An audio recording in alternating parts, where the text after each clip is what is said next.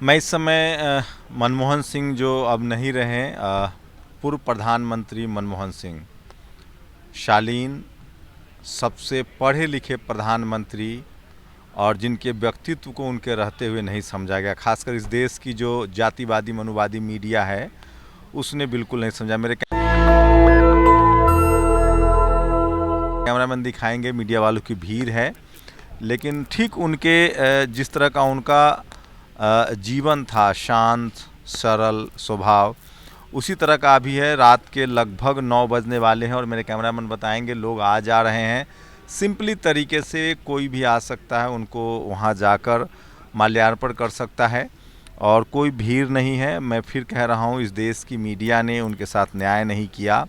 एक प्रधानमंत्री के तौर पे 10 साल का उन्होंने कार्यकाल पूरा किया, मेरे कैमरामैन दिखा रहे हैं, लेकिन उनकी आलोचना करके लोग राजनीति में आ गए। अरविंद केजरीवाल, किरण बेदी, पूर्व प्रमुख सेना प्रमुख वीके सिंह, अरविंद केजरीवाल, संजय सिंह, ये तमाम लोग थे जो उनके आलोचक थे और राजनीति में उन्होंने अपनी जगह बना ली, लेकिन उन पर कोई भी बेईमानी साबित नहीं हुई।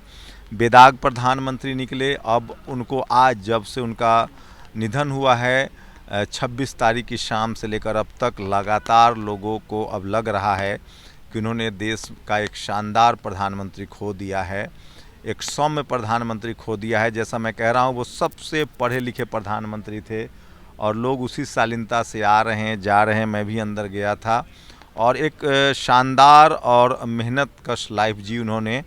जब भारत पाकिस्तान का बंटवारा नहीं हुआ था तब पंजाब प्रांत, अब पाकिस्तान में है वो जगह, वहाँ पर उनका जन्म हुआ।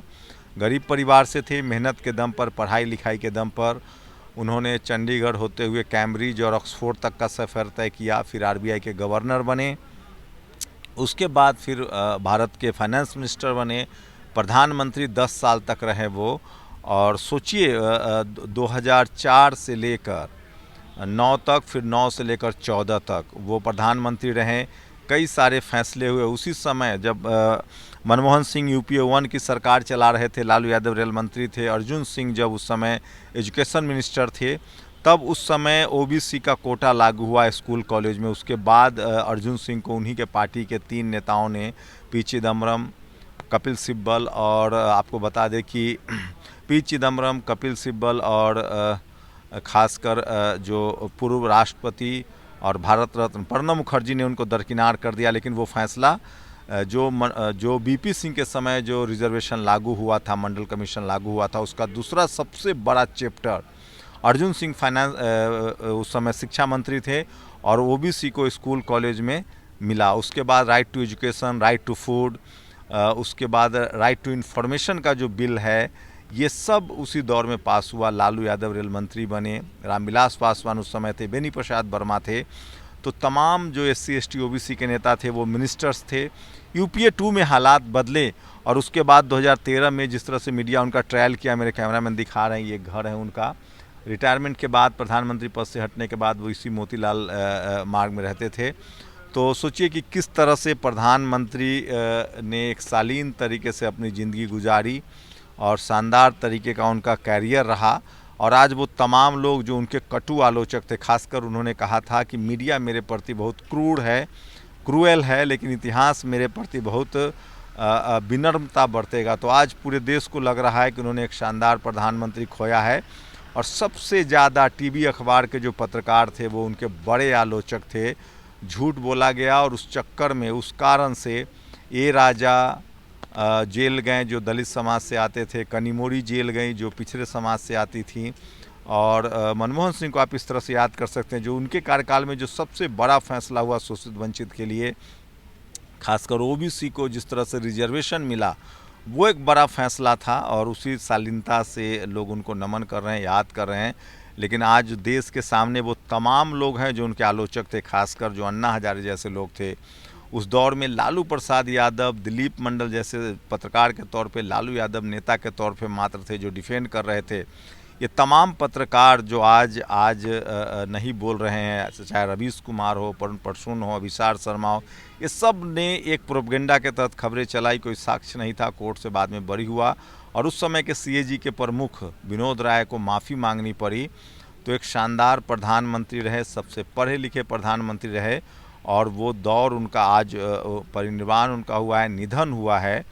और सोचिए कि अपनी सौम्यता के लिए प्रसिद्ध थे, पढ़ाई लिखाई, सबसे भारत के पढ़े लिखे प्रधानमंत्री जो हैं वो अब इस दुनिया में नहीं रहे, लेकिन उनका काम ज़रूर रहेगा।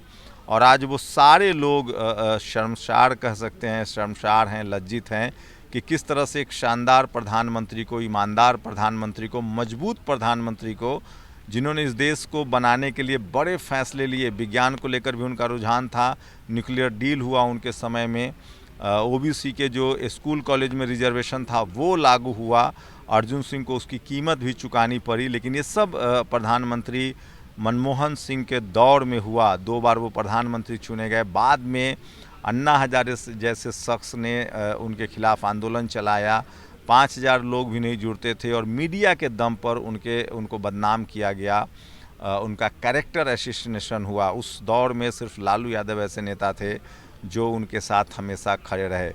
तो एक सदी का बीतना है और एक शानदार प्रधानमंत्री इस देश ने खो दिया है।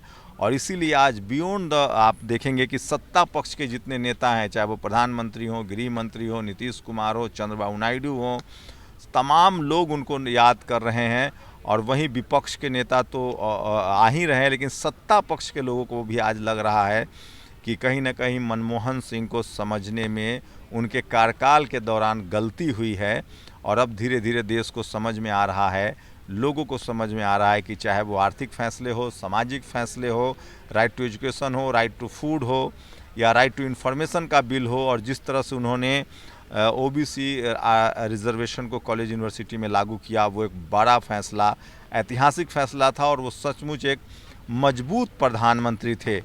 तो बड़ी शालीनता से, कोई बहुत बड़ी भीड़ नहीं है और बहुत ही शालीनता से लोग उनको याद कर रहे हैं। ये तमाम तस्वीरें हैं जो मैं आपको दिखा रहा हूँ। एक शानदार प्रधानमंत्री का दौर ख़त्म हुआ, 10 साल था। और अब जैसे जैसे उन्होंने खुद कहा था कि एक दौर आएगा, मीडिया ने मेरे साथ बहुत क्रूरता की है, क्रूएल्टी की है, इतिहास मेरे प्रति बहुत विनम्र रहेगा। और वो तमाम पत्रकार जो उस समय मीडिया में थे, उन्होंने ट्रायल किया, मीडिया ट्रायल किया, तो क्या वो अल्पसंख्यक समाज से थे, धार्मिक अल्पसंख्यक समाज से उसका खामियाजा उनको भुगतना पड़ा। इसी तरह की मीडिया क्रूरलिटी जो है इस देश में तमाम बुने SC ST OBC नेताओं के साथ होता है, जो एक अल्पसंख्यक, धार्मिक अल्पसंख्यक प्रधानमंत्री मनमोहन सिंह के साथ हुआ। नेशनल दस्तक की कोशिश होती है कि ऐसे तमाम शख्सियतों से आपको उनके बारे में विस्तार से बताया जाए। तो मनमोहन सिंह एक ऐसे प्रधानमंत्री के तौर पे याद किए जाएंगे जिन्होंने बड़े बड़े सोशल रिफॉर्म किए और जिनको इस देश की जातिवादी, मनुवादी मीडिया ने कमज़ोर प्रधानमंत्री कहा, एक्सीडेंटल प्रधानमंत्री कहा। वो दरअसल इस देश को बहुत दूर तक ले गए और अब सब कुछ दूध का दूध और पानी का पानी। और जो लोग उनके विरोध में थे वो सब के सब आज कह रहे हैं कि हमसे बड़ी गलती हुई है। आपको क्या लगता है, क्या इस देश की मीडिया ने जानबूझकर प्रधानमंत्री, इस देश के सबसे ज़्यादा पढ़े लिखे प्रधानमंत्री के साथ इस तरह का व्यवहार किया? अंबेडकर के साथ वही हुआ, डॉक्टर अंबेडकर, बाबा साहब अंबेडकर के साथ वही हुआ, लालू यादव के साथ वही हुआ, मायावती जी के साथ वही हुआ। उस दौर में आप देखेंगे तो 2007 से लेकर 2012 तक बीएसपी सुप्रीमो मायावती मुख्यमंत्री थी, प्रधानमंत्री से उनके अच्छे रिश्ते थे। और उसी समय डॉक्टर अंबेडकर, बाबा साहब अंबेडकर के पार्क भी बने लखनऊ और नोएडा में। मायावती और प्रधानमंत्री मनमोहन सिंह के बीच कभी कोई क्लैश की खबरें नहीं आई। बड़े सोशल रिफॉर्म के भी फैसले मनमोहन सिंह के समय में लिए गए। खासकर ओबीसी को कॉलेज और यूनिवर्सिटी में दाखिले का जो फैसला था वो एक बड़ा फैसला था, मजबूत फैसला था, जो बीपी सिंह के बाद प्रधानमंत्री मनमोहन सिंह के कार्यकाल में लिया गया। तो यकीन मानिए वो एक मजबूत प्रधानमंत्री थे, वो एक सबसे पढ़े लिखे प्रधानमंत्री थे, विज्ञान और तकनीक के बहुत पक्षधर प्रधानमंत्री थे। लेकिन इस देश की जातिवादी और मनुवादी मीडिया ने उनके साथ सचमुच वो व्यवहार किया जो इस देश के शोषित वंचित समाज के नेताओं के साथ करता रहा है, चाहे वो बाबू जगजीवन राम हो, लालू प्रसाद हो, मायावती जी हो, जननायक कर्पूरी ठाकुर हो। मैं इसलिए कह रहा हूँ टीवी अखबार पर भरोसा मत कीजिए, वो एक जातिवादी गिरोह का अड्डा है जो इस देश के शोषित वंचित अल्पसंख्यकों के साथ बहुत कैरेक्टर असैसिनेशन करता है। मेरी कोशिश थी कि आपको उस जगह से ये सारी रिपोर्ट बताई जाए जहाँ आज पूरे देश की नज़र टिकी हुई है। कैमरा पर्सन आशीष के साथ शंभू कुमार सिंह, नेशनल दस्तक। नेशनल दस्तक की आपसे गुजारिश है कि अगर इसको बचाना चाहते हैं तो नेशनल दस्तक को सब्सक्राइब करने के लिए रेड कलर के सब्सक्राइब बटन को दबाएं, फिर बेल आइकन की घंटी दबाएं, नेशनल दस्तक को बचाने के लिए बहुत जरूरी है कि हर खबर को शेयर करें, लाइक करें, कमेंट जरूर करें।